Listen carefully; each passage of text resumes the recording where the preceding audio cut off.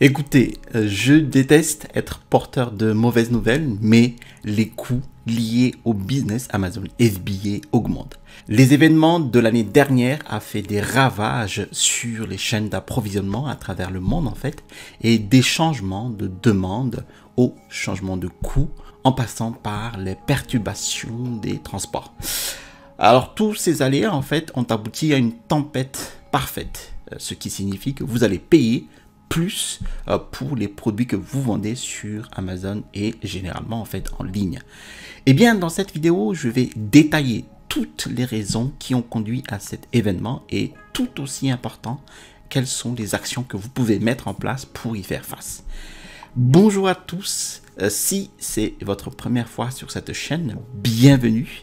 Je m'appelle Télimax, je suis un vendeur professionnel sur Amazon et j'enseigne sur cette chaîne des techniques et des stratégies de l'e-commerce qui vont vous permettre de générer des revenus donc croissants et récurrents avec le business model Amazon FBA et le Private Label. Alors, si vous êtes nouveau sur cette chaîne, je vous invite à vous abonner en cliquant sur le bouton situé en dessous de cette vidéo. Et je vous promets toujours de vous délivrer des contenus de qualité. Voilà, je vous ai mis aussi en description de la vidéo mon e-book, les 5 étapes pour démarrer un business à succès avec Amazon. Voilà. Alors, nous allons revenir sur notre sujet. Si vous avez habité sous un rocher ou en forêt, eh bien, l'année dernière, l'environnement est un peu bizarre et les choses sont un peu différentes. Les gens, achètent différemment. L'économie mondiale a changé et les résultats ont lentement commencé à apparaître au cours des 6 à 8 derniers mois. Et cela implique que les coûts de marchandises et de transport des marchandises, si vous vendez des biens physiques en ligne, eh bien, ils augmentent. Certains d'entre vous ont entendu des grondements de leurs fournisseurs. Ils ont vu les factures d'expédition des marchandises monter en flèche. Et tout ce qui s'est passé conduit à de mauvaises nouvelles en termes de coûts plus élevés pour les vendeurs. Alors, je vais décomposer des grandes raisons. La première, c'est que la pandémie et l'inflation en général, alors que nous injectons de l'argent dans l'économie pour la contrer, eh bien, ces événements ont totalement perturbé et modifié les chaînes d'approvisionnement. Alors, je pense que beaucoup de gens ne savaient pas vraiment ce qui allait se passer lorsque les blocages se produiraient ou les demandes et les comportements des consommateurs allaient-ils évoluer. Les gens avaient-ils de l'argent? Y aurait-il une récession? Et je pense que beaucoup de ces inconnus ont conduit à prendre des décisions et analyser des prévisions qui ne sont tout simplement pas avérées vraies. Et ce qui s'est vraiment produit par la suite, c'est que les gens ont commencé à dépenser une somme d'argent astronomique sur certains domaines de sa vie, en particulier celle des ménages aux dépens d'autres domaines et des canaux qu'ils ne pensaient même pas auparavant. Et pour ces domaines, il s'agit donc du coup d'une demande accrue, d'une chaîne d'approvisionnement accrue, de l'économie, des coûts de changement. La seconde est connexe et que les dépenses des consommations ont radicalement changé. Les gens sont à la maison pour acheter des biens pour eux-mêmes et ils ne mangent plus au restaurant comme avant ces 6 derniers mois. Alors, ils dépensent beaucoup d'argent en biens et biens personnels. Et donc, pendant que nous restions assis sur nos mains, pas sûrs de ce que les gens allaient acheter à nos chaînes d'approvisionnement, eh bien, nous n'étions pas prêts pour la flambée de la demande. Et pour rattraper cette demande, eh bien, les délais ont changé. Cela a changé les coûts. Ce sont ces capacités de production modifiées, ce qui a entraîné une augmentation des coûts.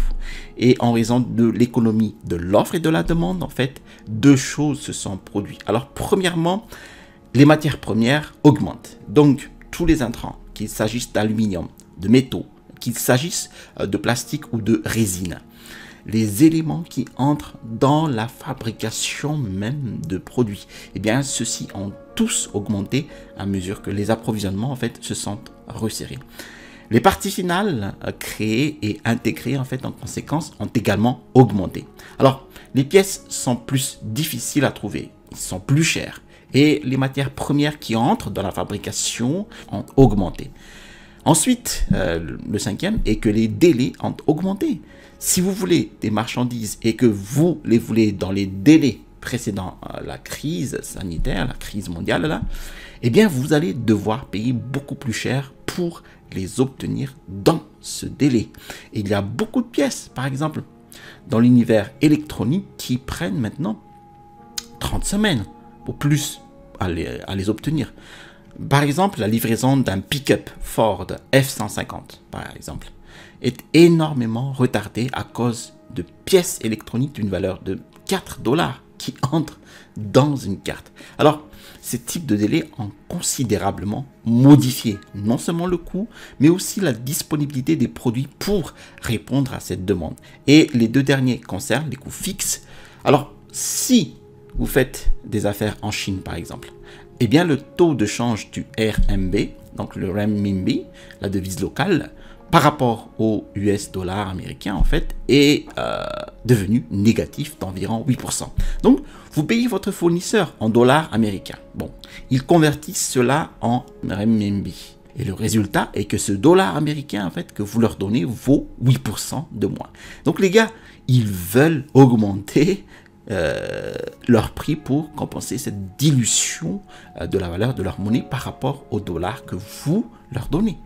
Et il y a environ un an, le taux de change du renminbi par rapport au dollar américain était environ de 7,13 et maintenant c'est 6,38. Donc, si vous entendez vos fournisseurs dire qu'ils doivent augmenter les prix à cause du taux de change, eh bien, voilà la raison.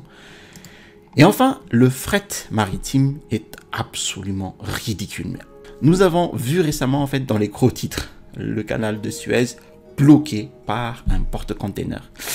Il y avait des navires Maersk qui déversaient littéralement des milliers de containers dans l'eau. Nous avons eu des pénuries mondiales de containers. Des lignes maritimes ont été perturbées. Il n'y a pas eu de vol aérien de consommation pour que du fret soit ouvert sur un vol aérien. Nous avons eu des fournitures de masse et d'autres fournitures d'urgence pour prendre une grande partie des lignes de fret. Alors, c'est juste un gâchis. Le résultat est que les tarifs des conteneurs ont plutôt doublé au cours de la dernière année.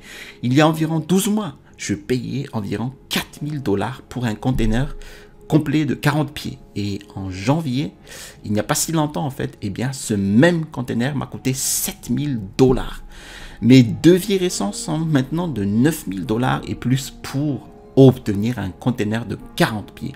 Donc, le coût d'expédition moyen par unité a plus que doublé, sans même inclure le fret supplémentaire pour le stocker, dont dans les entrepôts, en raison des limitations d'Amazon pour envoyer un SPD par rapport à LTL. Et en raison des perturbations du LTL et également des augmentations des taux du fret des camions pour le LTL.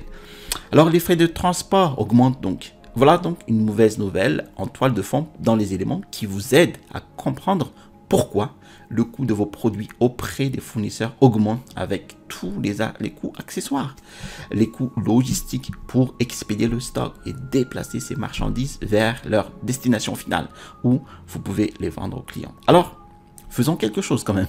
Parlons de certaines choses que vous pouvez faire pour faire face à ces fluctuations.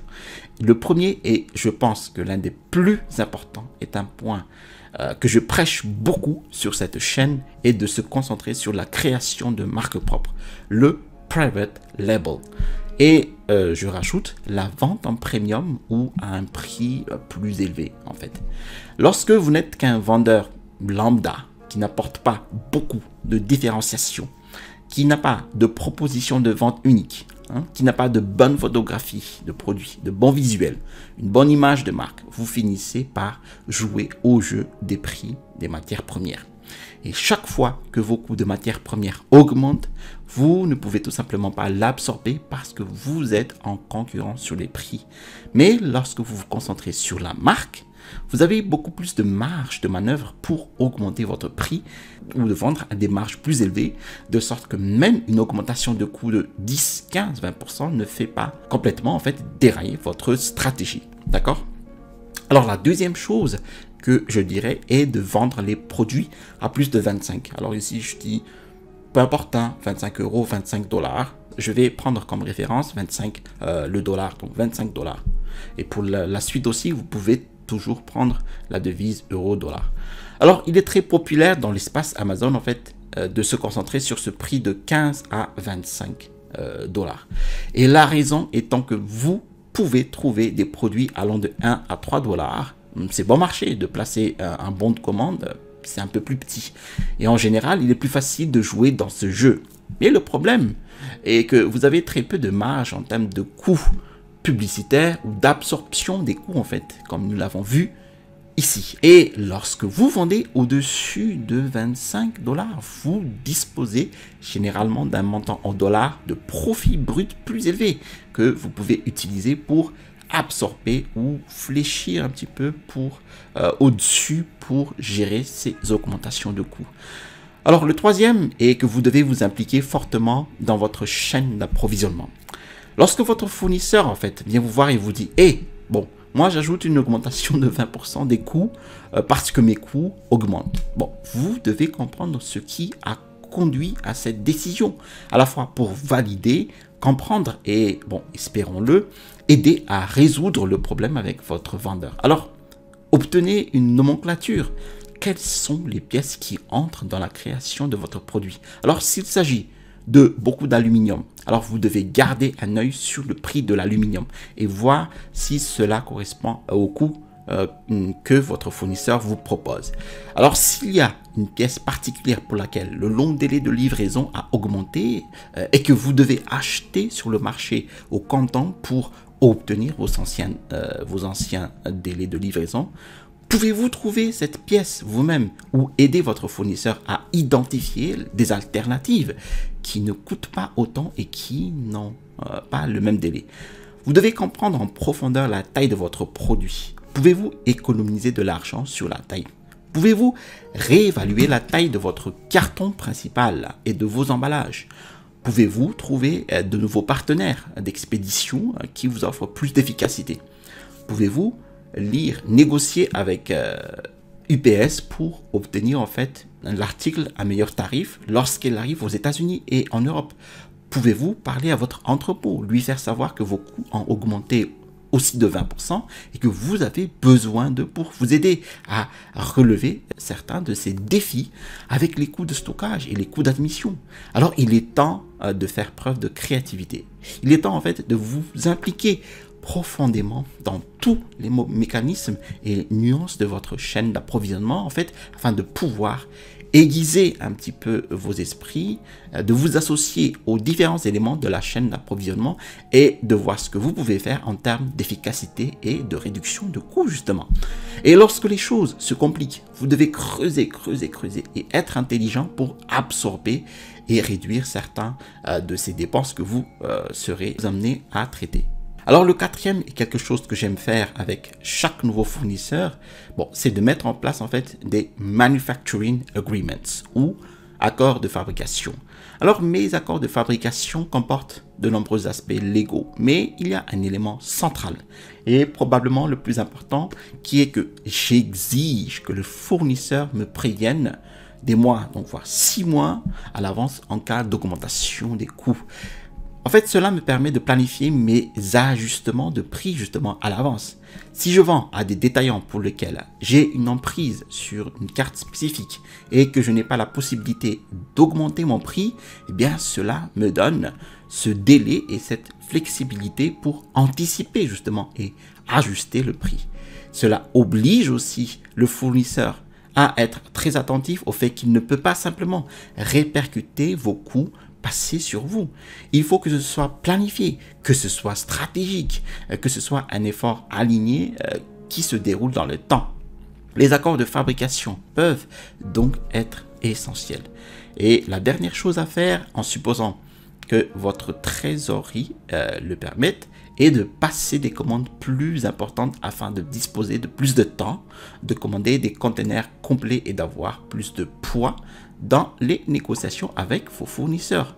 Vous pouvez aussi envisager des accords annualisés et vous adresser à votre fournisseur en lui disant: écoutez, et si je m'engageais à commander 12 000 unités au cours des 12 prochains mois? Je commande normalement 800 unités par mois et je passe cette commande tous les 2 mois.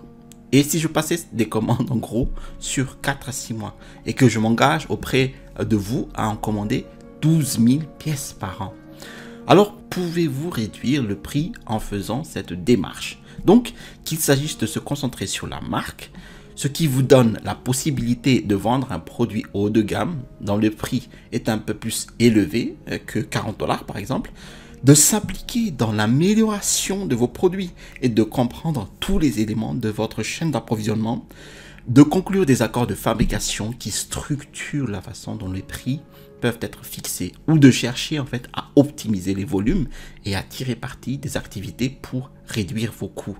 Eh bien, il y a certaines choses que vous pouvez faire dans cet environnement de fluctuation, des coûts effrayants d'augmentation pour réduire ces coûts ou les éliminer complètement. Les gars, comme toujours, je vous y encourage. Mettez les bouchées doubles et soyez créatifs. Rappelez-vous, ce n'est pas la fin du monde. Vous savez, des vendeurs Amazon ont résolu des problèmes plus importants qu'une augmentation de coûts de 10 à 20%. Vous allez survivre, vous le résoudrez. Cela va juste vous rendre meilleur. Cela fera de vous un meilleur opérateur. Cela fera de vous un meilleur propriétaire d'entreprise et cela fera de vous un meilleur vendeur Amazon. Alors, aiguisez vos esprits. J'espère que cette vidéo vous a été précieuse et si vous avez d'autres pensées, idées ou contextes que vous souhaitez partager avec cette communauté des winners Amazon FBA, eh bien, vous pouvez la partager en dessous en description de la vidéo. Et si c'est la première fois que vous venez ici, alors je vous invite à cliquer sur le bouton j'aime pour l'algorithme de YouTube afin que cette vidéo soit vue par plusieurs internautes. Et si vous avez aimé d'autres vidéos de ma chaîne YouTube, alors je vous invite à vous abonner en cliquant sur le bouton s'abonner situé en dessous de cette vidéo. Je vous invite aussi à télécharger mon e-book Les 5 étapes pour démarrer un business à succès avec Amazon FBA. Vous allez trouver dans cet e-book les techniques et les stratégies qui m'ont permis d'installer à succès en fait ma première boutique en ligne sur Amazon. Vous allez trouver ici le bouton pour vous abonner et le bouton à droite. Vous allez comprendre comment est régie la nouvelle directive de la TVA en France et en Europe. Allez, à la prochaine vidéo et restez toujours curieux.